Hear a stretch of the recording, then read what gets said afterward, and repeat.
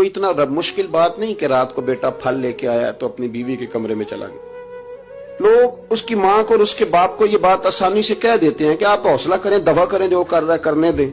لیکن جس بندے کی کل کمائی اس کا پتر ہو اور بھری جوانی میں جس نے کہا ہو بیوی سے کہ چل میں پرانے کپڑوں پہ عید گزار لوں گا، تو نئے کپڑے بچوں کے لے آ. جس نے 30 سال سعودی عرب میں، دبئی میں، مسقط میں، پردیس میں گزارے ہوں پر وہاں کمبل بھی نہ بدلا ہو کہ چلو بچے میرے پڑ جائیں، اس کی کل کمائی باغ تیرے دی کر کر راکھی، ساری عمر گزاری تو جدوں یہ باغ پکن تے آیا لے گئے اور وپاری، تو وہ پھر جا کے تو 6 کنوں رکھ کے پلیٹ میں اپنی بیوی سے کہتا ہے جا ابا جی کو دے آ.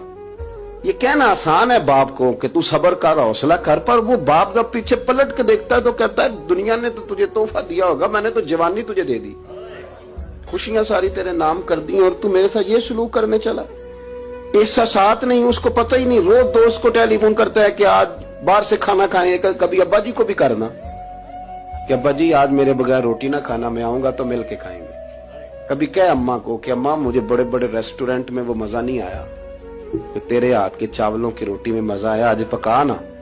مجھے لگتا ہے اماں کو راشا بھی ہو نا، راشا بھی ہو تو پھر بھی وہ تیرے لیے محنت کرے گی. لیکن احساس ضروری ہے نا، وہ ہم پیدا نہیں کرتے، وہ ہماری توجہ نہیں جاتی.